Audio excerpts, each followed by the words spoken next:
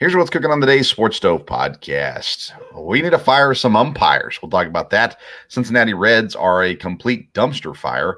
And a lot of things going on in the NFL, including Ryan Tannehill refusing, or at least claiming, that it's not his job to mentor the quarterback behind him. We'll talk about that and more. That's what's cooking on today's Sports Stove podcast.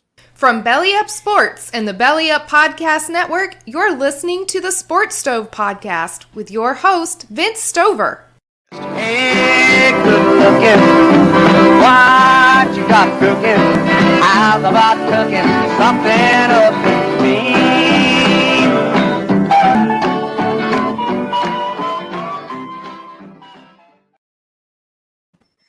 Welcome into an all-new edition of the Sports Stove podcast presented by Shocked Energy. Go to shockedenergy.com. Get yourself a low-calorie, no-sugar energy drink and great flavors, watermelon and green apple. And again, you get those at shockedenergy.com. If you use the code STOVE, you get 10% off your purchase. So make sure you go today and get your Shocked Energy drink. Well, it's a new day as we coming to the end of a new week, and plenty of interesting things have gone on in the sports world throughout this week. I welcome in, as normally do on our Friday episodes, my dad, Dale Stover. Dad, how you doing? Doing good. Like you said, a lot of interesting stuff to talk about tonight. So, yeah, and it's interesting because it's not the normal stuff necessarily. A lot of additional stuff going on and things happening. Have you recovered from the NFL draft? Are you have you officially talked yourself into how great the Packers draft was? How you feeling about that still at the end of the week? Yeah, I get more and more positive every day. So I love to follow stuff, and of course with the internet now and Packers.com and a lot of other things, you can really kind of keep up on different things. And of course they're going to be positive, but I love to see details about, these kids and the ones they're bringing in and the tryout players. So yeah, very interesting to me to try to keep up this weekend where they got the rookie mini camp and just see how stuff goes. So yeah, very positive about that. Found, the schedule is going to come out, I guess, next week. Found out the Packers play the Giants over in London this year, and things are starting to move along with the schedule. So, yeah, we have missionary friends in London, and I was thinking I might need to schedule my trip to go visit the missionaries sometime next fall. You want to come with me? We can we go visit missionaries together if you'd like. But you're right. More NFL news will come out in the days ahead. Well, Dad, let's just start with NFL since we're already on the topic. One of the biggest NFL news things that hit the news, I guess, this week was Ryan Tannehill's comments when he said, it's not my job to train, teach, mentor Malik Willis. And let me get your thoughts on it first, and then I'll share my thoughts on it. Well, again, I think you kind of have to look at situations a little different, with which team. Of course, again, I always think, Brett Favre talking about it wasn't his job to mentor Aaron Rodgers from there. And again, Aaron Rodgers said he learned a lot from Brett Favre, and it was by observing and learning stuff like that. So part of what Tannehill said makes sense, but I think you have to look at the team and the players, the people involved. Tannehill, bounced around. I don't know that we ever thought he would be a starting quarterback and as successful as he has been. And, I don't think he wants to give that position up. Malik Willis, it looks like will take some time. He has a lot of ability. So I don't think, I don't think you want a quarterback to, submarine anyone. But I think basically Tannehill's, what I heard, his comments that, hey, he can observe and he will learn that way. I think there is some truth to that. I think at Tannehill's age and where he's at, for him to try to, groom Malik Willis. And again, I think the Titans are a funny organization. I mean, they would turn on him in a heartbeat. So I think he's probably playing it safe. If he had to do over, he might not have answered that question or might have handled it differently, but he obviously should have known that question was going to come. So, again, I don't think it's anybody's job to try to help somebody else take their job. There is certain teams where the quarterback's older and, he's established. There's not going to be any question, and he's going to help the next quarterback to come along. But I don't think there was anything necessarily improper about that. So I've gone I was originally anti-Tannehill on this, and I've kind of come back around a little bit on him. First of all, I agree it's not his job. It's not what he's getting paid to do. It is the decent thing to do. It's not, I mean, you don't have to spend every waking moment with the kid, but to say, my comment was, if someone was there to mentor Ryan Tannehill when he first came into the league, how much quicker would he have developed? How much better would he have been in Miami had he had that stabilizing? If he had someone like where Ryan Tannehill is now, just to kind of take him under his wing a little bit. Again, it's not teaching him every trick and everything like that. It's just being there for a younger player. I look at guys like Alex Smith, I think is probably the best example that I thought of so far. When Patrick Mahomes got drafted in Kansas City, I'm sure Alex Smith wasn't happy. I'm sure he wasn't, jumping up and down about it, but he did his job, and everything that we know, he did a part to at least encourage Patrick Mahomes, and he understood, if I do my job, I'll get a job somewhere else. And so when his season was done in Kansas City, he got a pretty good contract elsewhere. For me, that's kind of where I am with Tannehill. Is there's no reason why you can't mentor him. You're not getting, that's not your job, but it's just the right thing to do. And you have to think about, boy, if you were him, if you were Willis, what would you want? And one of the comments that was made that I saw was, well, this is a sign that Tannehill is scared of losing his job. Favre, not scared of losing his job necessarily to Rodgers as much as he was just angry with the team. Maybe that's the same situation with Tannehill. Maybe he's not scared of Malik Willis. Maybe he's mad that the team drafted. It's a third-round draft pick for a guy who most people thought would be the first quarterback taken in the draft. I don't think you can be mad at the organization about drafting a quarterback in the third round, whether or not it's a kid that a lot of people have high expectations for. But the reason why I've kind of come back to Tannehill is now not everyone, but athletes, NFL players are really busting on him, saying now, he can't lead the team and all this kind of stuff. And I don't think you can take one comment in a press conference soon after the drafting of a more than likely replacement, that you can take just that one statement and say that throws everything else out that we know about him. So I think we got to have at least a little bit of step back, let it play out a little bit, see what he does, and maybe as bold or blunt as his statement was, maybe that's not actually how it'll end up once they get in the room together and working together and things like that. Now, you look at Rodgers and Jordan Love. There's some issues there, I'm sure. Rodgers always said the right things. Hey, it's not his fault. He's not the one that made this decision, those kinds of things. And he says that he treats Jordan Love well, and they seem to get along fine. But, I don't think that he's pouring into Jordan Love the way that he has Tim Boyle or Ben Kirk that's there now as the third-string quarterback. Yeah, he's going to be a little nicer to those guys because they're never going to threaten his job. But Tannehill, I still think, should do the decent human thing and help out a young guy a little bit, show him how to be a professional.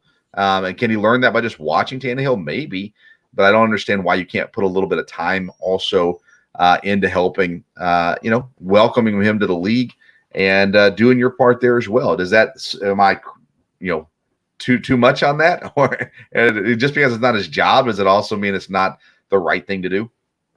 Again, I think it kind of comes down to the personality of the players. And I think Tannehill always has seemed like he is a decent guy. And I think, like you said, before it's done, I don't think you'll see him, doing the wrong thing.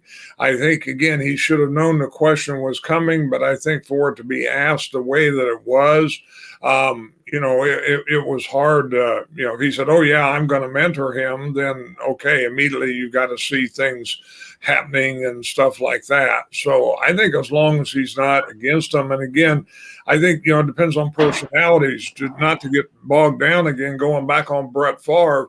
Brett Favre was always scared of losing his job. I think that's why he broke the record for consecutive games. He knew if he ever missed a game, that could be it. And there was two reasons for that. One, because Rodgers had potential. Two, that's how Brett Favre got his job. Right. Brett Favre was not ready to be a starting quarterback, and the other quarterback got hurt, and he never looked back.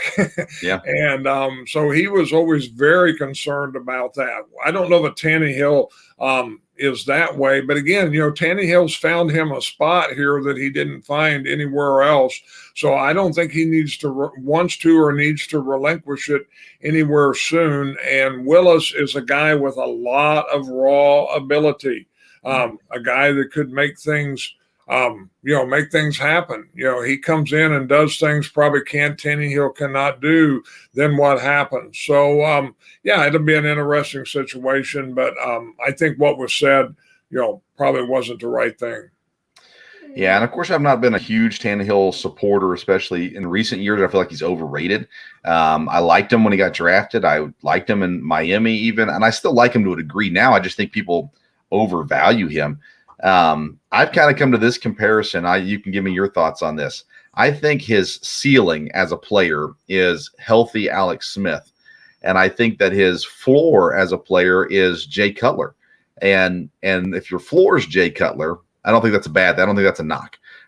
So that's where I see Tannehill. He's not a Aaron Rodgers. He's not a Russell Wilson. He's not the greats, but he has a good niche. He's found a good niche, and he plays good football. So that's why I think I've got him in that Alex Smith, Jay Cutler range as a quarterback, which is why he should be scared of Malik Willis eventually taking his job. But I don't think, from everything that we hear, Malik Willis is not ready to take his job this year. But it doesn't sound like Tannehill is excited about the idea of playing one more year in Tennessee and then Malik Willis taking over. So, and again, I don't blame him for that aspect of it.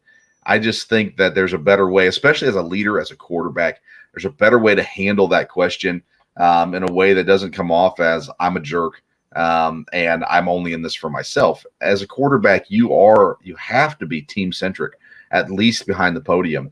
And so some people can say, well, he spoke the truth, so that's a good thing, maybe. But if he's my quarterback, if that's the way he's feeling, I want him to lie about it. I want him to show a united front and to show the boldness that he has, that even helping Malik Willis, he holds his job. That's my thoughts on it at the very least. And anyone listening, feel free to share your thoughts on social media at Sports Stove, Twitter and Instagram. We're also on Facebook and YouTube as well. Let's talk about the Philadelphia Eagles real quick, Dad. One of the big question marks coming into this year is the NFC East. A kind of, in my opinion, wide open division. Washington maybe got better, depending on how Carson Wentz plays this year. Dallas maybe got better. Maybe they got worse with getting rid of Amari Cooper. But they've added some pieces. Then you've got the Giants. They got a new head coach, new offensive system. How does that work out? And then you've got the Philadelphia Eagles, who seem by all means to have gotten better with one exception. They didn't do anything at quarterback. And so my question is, and I know we've talked about Hurts some, but is Hurts the guy? I mean, he's got the weapons now. We talked about Cincinnati, and I'm surprised more people didn't follow the mold of Cincinnati and just going all in on weapons. But Philadelphia added weapons. A.J. Brown comes over in the draft day trade. They still got Devontae Smith. They've got Dallas Goedert at tight end. They've got Miles Sanders at running back. Not all top tier players, but they're all good players. Is Jalen Hurts the guy that can take Philadelphia to an NFC East title in a somewhat weak division? They're not bad teams, but they're not great teams either. So that's ultimately what I'm getting to. Hurts has the weapons. Does he have the talent? Yeah, I think yes. I think he has potential to take them to winning the division. I think it'll depend again a little bit on coaching. I mean, getting in again, they need to work. He's got ability and he's got weapons now, and it's the coach's responsibility to some extent to get a system where he can be successful. Now, if they get a system and it just doesn't work. He just can't read things. He just can't do it. I mean, we know he can run, and so he breaks out of the run more than he should. Then we can say that that won't work. And if it doesn't work in Philadelphia, he may have trouble hooking on somewhere else. But I think with the talent they have, they should be able to work a system. And again, the division they're in, they should be able to have success. I don't think there's any doubt about it. And you really got the weapons. You got the two, like you said, the two wide receivers. You've got a tight end and a quarterback like Hurts that can run. A tight end is a big thing. And then if you've got the threat down the field, which they have now twofold, then, again, I haven't studied them all together, so I don't know, their offensive line situation and everything like that, or their defense. But I think they have potential, and I think he does. Yeah, in my opinion, it's a wide open division. Like I said, there's going to be a lot of unknowns in that division this year. We'll talk about that as we get closer to the season, of course. But Dallas seems to be the most stable, which is odd to say. Franchise there in the NFC East. Again, the Giants, new coaching staff, still have Daniel Jones as their quarterback. The Commanders, right? Yeah, the Commanders, they've got new quarterback in Carson Wentz. They've got some real talent as well. Then you've got Philadelphia with everything they're doing, second year in the system, all that kind of stuff. And then you've got that's everybody. I guess that's everybody. So interesting, to say the least. That's a conversation I'm sure we'll have as we get closer to the season as well. Speaking of quarterbacks, Dad, we had one quarterback drafted in the first round this year. A surprise for many, definitely a surprise for me. I predicted 4, so I was way off on that one. 2023 NFL draft, currently the over-under that is set for quarterbacks in the first round is 6.5. After a year where we go 1, I wrote an article, you can find it on bellyupsports.com, and asked the question, are the days of reaching for quarterbacks over? It looks from the early predictions like, no, they're not. Next year, there's going to be everybody going for a quarterback, and there's some good ones out there, no doubt about it. But 6.5 quarterbacks in the first round, how much do you think that number changes throughout the college football season? Well, I think it will change. I think that's a little bit high. And I looked at some mock drafts, and there was 8 or 9 names, just looking at a couple different ones, which of course is way too early. There are some teams that we feel like definitely are waiting this year to get their quarterback next year. And you don't know how quarterbacks are going to end up this year. We've talked about a couple. We just talked about one, with Jalen Hurts, and there's others there. Even some of the teams that maybe drafted a quarterback this year. How's that going to work depending on how these quarterbacks, and you never know how that's going to go in college, with injuries both in college or in the pros as far as people, needing a quarterback. But they are at big name programs, the ones I've seen so far. And there's going to be 1 or 2 quarterbacks from smaller schools that are going to rise when it comes to the combine and everything. It always is that way.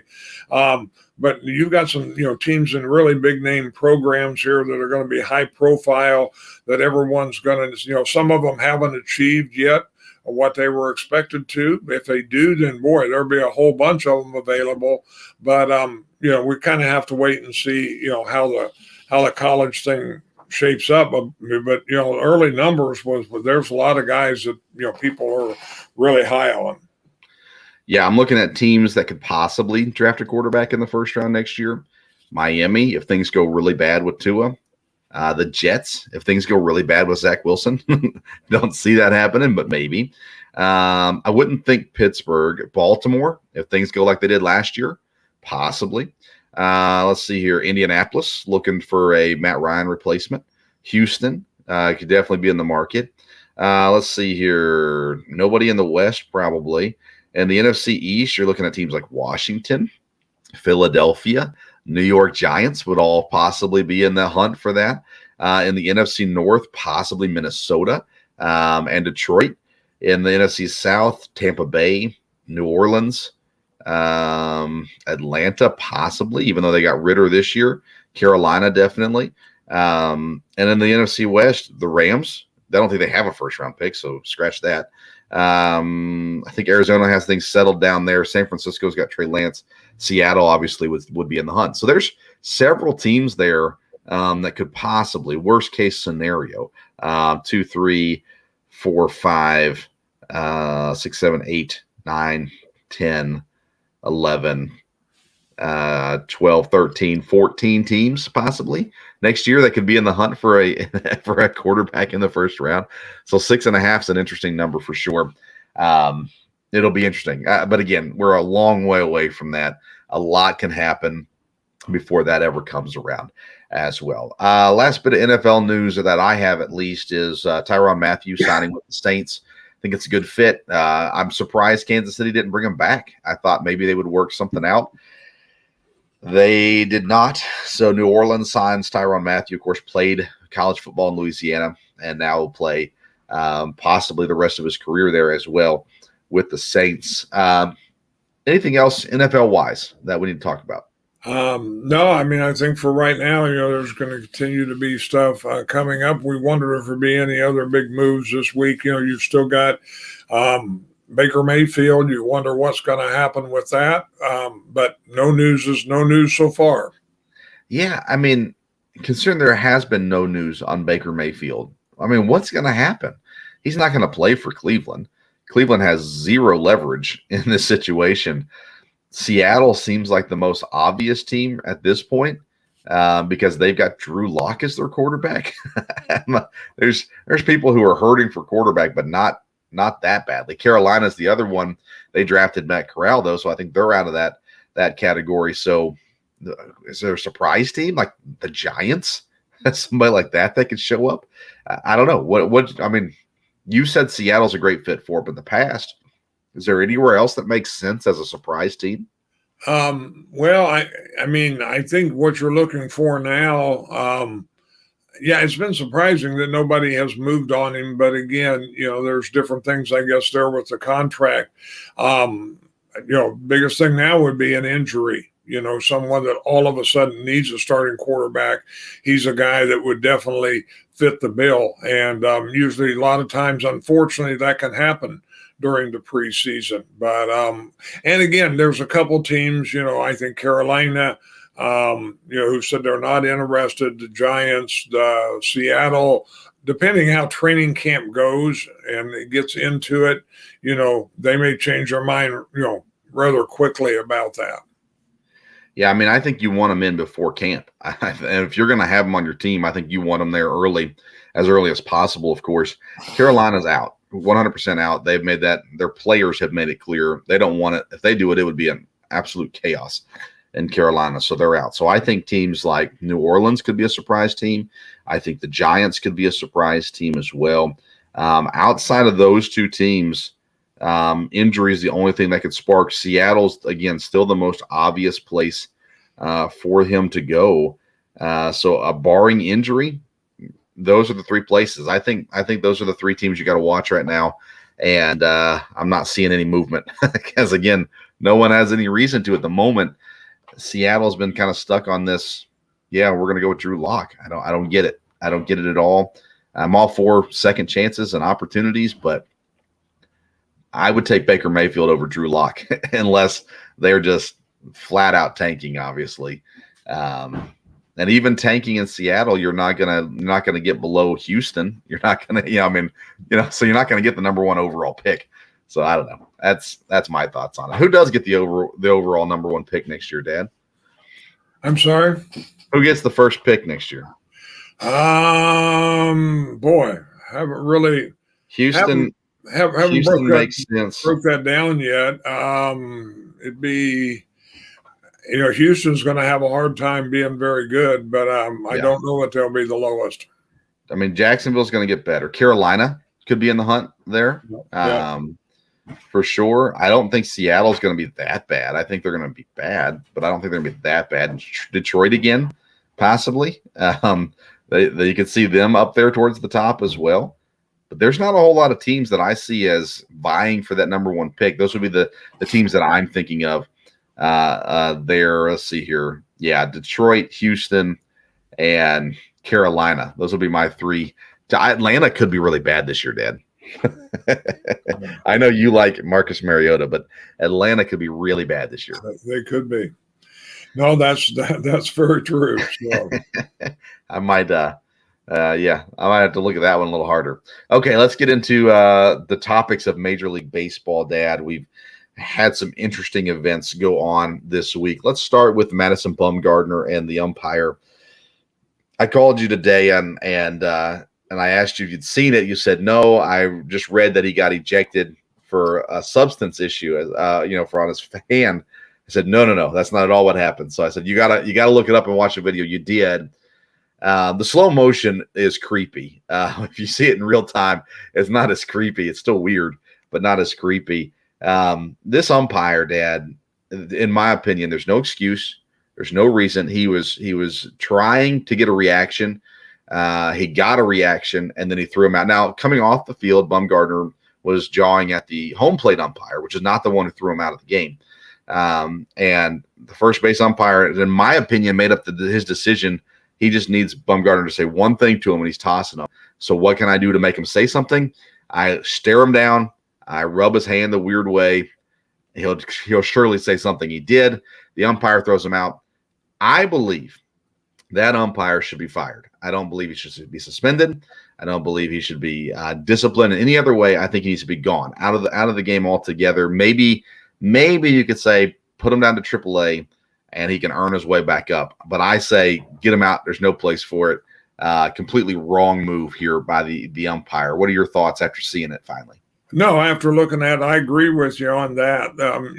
There's really no place for that. I mean, it seemed like it was a very obvious deal where an official, was going after a player, and there's no spot for that. Maybe he was trying to defend the home plate umpire, but I mean, you don't need that. That's part of baseball. People yelling at umpires and things like that.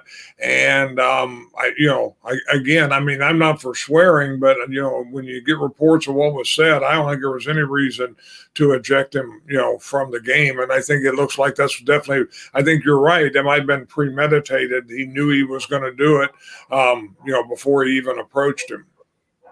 Yeah, they showed in the same game the third base umpire checking the Mariners pitcher for substance, and the pitcher walked over, held his hand out. The umpire touched his fingers, and that was it.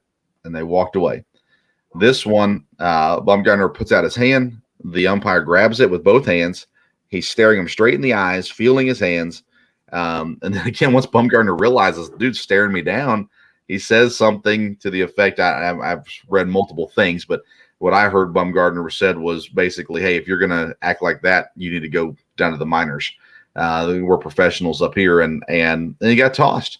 And then, of course, chaos broke as Bumgardner had to be held back. And I can understand his frustration with it all. And, we're not supposed to be pro-violence, but I had a hard time keeping my hands off in that situation as well. So it's interesting to see it. I don't know. I've not seen that anything's been done yet to the umpire, but like I said, he won't get fired, but he should be. There's just no place for it at all. And like you said, if he was in his mind defending the home plate umpire, I can appreciate that to a degree, but there's a line. You're getting paid to know where that line is, and you crossed it. And there has to be a consequence for it. Maybe the consequence, Dad, is the umpire should have to work Cincinnati Reds games for the rest of the season. There you go. That would be a cruel punishment. Let's talk about those Cincinnati Reds. They led 3-0 on Wednesday night and Thursday night against the Brewers. Lost Wednesday night 18-5, I think, 18-3, and 10-5 on Thursday night. This program, the Reds, they're just an absolute mess. And they've not torn it down completely, but they've torn it down enough where they're going to be really, really bad. They clearly aren't. The organization is not trying to win. The players are. The managers are. But the organization is not trying to win this year. And you're up there near it. I'm down here relatively close to it too. Fans are pretty irate about how this season's going.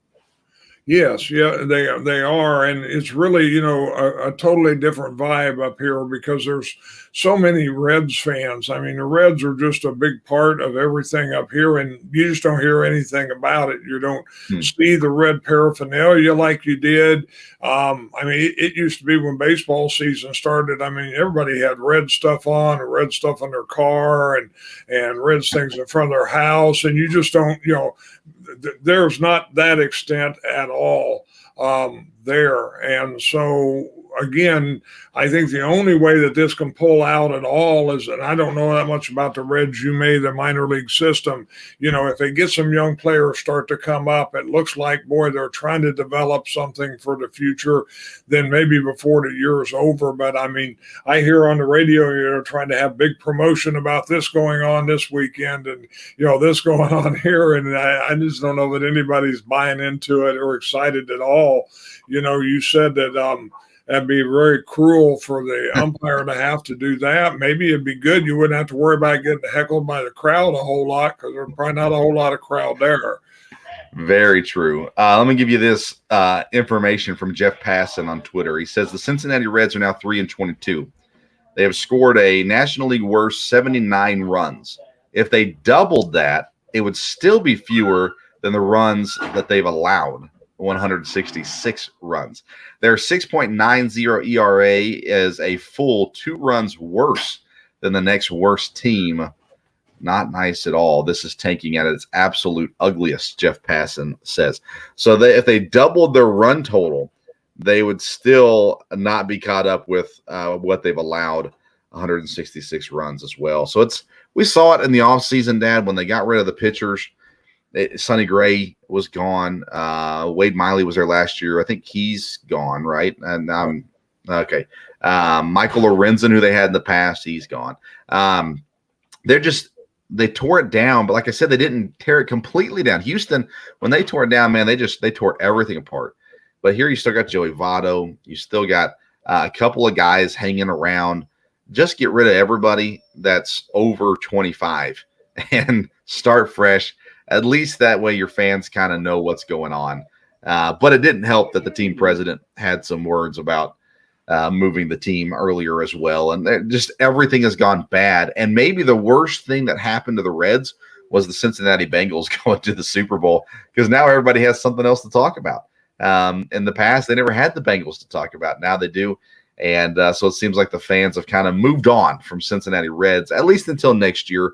They'll give it another chance next year when it comes back around as well. Let's talk about baseball as a whole, though. Things that are still shaping up. You have the New York teams and the LA teams both off to really good starts. The Yankees and the Mets both leading their respective divisions. The Angels and the Dodgers leading their divisions. I want to talk about the Angels, though, Dad. They are currently 4.5 games up. 2 games up on Houston. Houston's made a little bit of a run here the last couple nights. They're on a 3-game win streak. But we talked about this before the season started in our Major League Baseball preview. The Angels are this team that has stars, yet they're not in the playoffs, and they've underachieved. And this year, at least the way it started off, looks like we're finally going to see Mike Trout. We're going to see Shohei Ohtani in the playoffs this year. Is this something you think the Angels can carry all season? Or do you think ultimately Houston or someone else jumps them in the AL West? Well, again, they've got great players, so you would think there'd be a chance that they could keep, the momentum going. I'm sure everything is much more positive with the fans. And again, if they've got other players and other support, I know for Major League Baseball would be excited to have a team doing well there with those kind of players. When you've got great players like that, if they don't get hurt, I wouldn't see any reason why they could be hard to catch. Well, there you go. You said it. Mike Trout's been hurt every year. Shohei Ohtani gets hurt, it seems like, every year so far as well. Can they stay healthy? If they get injured, how much will it affect them? If one guy gets hurt, can they maintain? If both guys get hurt, that's going to be a problem. But nonetheless, so far so good. Let's see here. The Milwaukee Brewers are the second team in the NL right now, behind the Dodgers. So they're finally coming around. They've had the opportunity to play Cincinnati the last couple nights, and that has worked out in their favor, putting up a whole lot of runs there as well. Let's see here. I'm looking to see the White Sox below 500 still. We thought they would be good this year. They're tied with the Guardians. That's the team in Cleveland, in case you forgot. The Boston Red Sox, 10-16 as well. So these teams higher expectations than what they're doing. Last year, the Red Sox overachieved and had a great run throughout the regular season. This year, the AL East seems to have kind of fit back into what we thought it would be last year. The Yankees leading, Toronto up there, Tampa in the mix, but Boston playing really to their talent level. It seems like, at least so far. Yes, no, I think that's true. Teams have been some of the surprises, though. One, I look because I'm being a Giants fan, so I knew they had lost a couple games and were dropping there a little bit. But I looked at the division, and that division is the number one division right now. I think a day ago, every team in the division was 500 or better, and that's not what anyone would have expected at the first of the year. So. You're right. Yeah, they still are as of this recording. Arizona's at 500. San Francisco 14-10. Colorado 15-10. San Diego 16-9, and the Dodgers 16-7. So yeah, they are playing a lot better as a whole. Colorado has been a lot better than we expected them to be so far. They've got Chris Bryant injured right now, so we'll see how long that lasts. But I still think eventually Colorado will come back down to earth. But I think the other three teams at the top should continue to be competitive the rest of the season. I think it's been a fun baseball season so far. Last year, I said multiple times, I think it was the best season MLB had for a long time. I think this year could possibly match that. The pitching has been phenomenal to start off this year. And then we got a lot of teams still in the mix here early in the season to make it kind of fun for the fans and things like that as well. Let's talk about playoffs real quick, Dad. We're in the middle of two different playoffs. We got the NBA playoffs going on right now. We are recording Thursday evening, so we can't really talk about the games going on here Thursday night. Let's see here. There are no games. Hey, how about that? Just kidding. We're live on Friday. We've got the 76ers and the Heat. Heat lead 2-0 in the series. They're the number one seed in the East. And they got the Suns and Mavericks 2-0 as well for the Suns. They're the one seed in the West. So it seems like, these playoffs have been really interesting, Dad. Probably the most interesting thing to watch, though, has been Golden State and Memphis. Just incredible series. Now there's some bad blood with the Dylan Brooks hard foul that broke Gary Payton's elbow and getting suspended after that foul as well. But so you add the excitement of John Morant and Steph Curry to now the excitement of added bad blood to the series. What do you think about these playoffs so far? You're a Celtics fan. They're tied 1-1 with the Bucks. Yes, it's been, like I said, I've kept up on it a lot more kind of because of the podcast here and everything. And I have watched some, trying to watch a little bit every night. And there's been some really good basketball. I mean, there's been, they're playing defense, see some great I've seen some great passing and stuff like that, and enjoyed that. Again, it's a totally different game than what I'm used to because of the physicality and what's allowed from there. But it looks like these playoffs are going to be good. I think people are going to. I think whether your favorite team goes on or not, you're going to end up with probably 4 good teams in the finals, and players that are fun to watch and potentially teams that are fun to watch. But yeah, adding some of the bad blood to it is probably, added to some of the playoffs too. Be interesting to see how well Memphis does if they can stay in this. Yeah. Yep. It'll be interesting to see for sure. I'll give you 60 seconds to talk the NHL playoffs. I've not watched a second of it. I keep up on what the Predators are doing. They're going to play a different goalie on Thursday night. But that game was over by the time most people hear this episode, so we can't talk a whole lot about that either. But anything that you want to share about the NHL playoffs? I think it started off really, really well. Again, there's been some bad blood there, which in hockey, is always kind of a physical sport there. But when the Rangers in Pittsburgh have been that way, of course, you had the one triple overtime game already. And so it looks like, again, it's been exciting, Carolina kind of having their way right now. But I think it's all fine. Playoff hockey, like you said, is always good, and you can tell the fans are into it, full arenas, and it's just totally different with it being on ESPN and TNT, and it's easy to see all the games, which has not been the case before. All right, there you go. More information than I could have given. so there's that. We had something else to talk about, Dad. We're going to pass on that for now. The NIL stuff, we'll talk about that again in a future episode as well. But anything else you want to cover, though, before we close out today?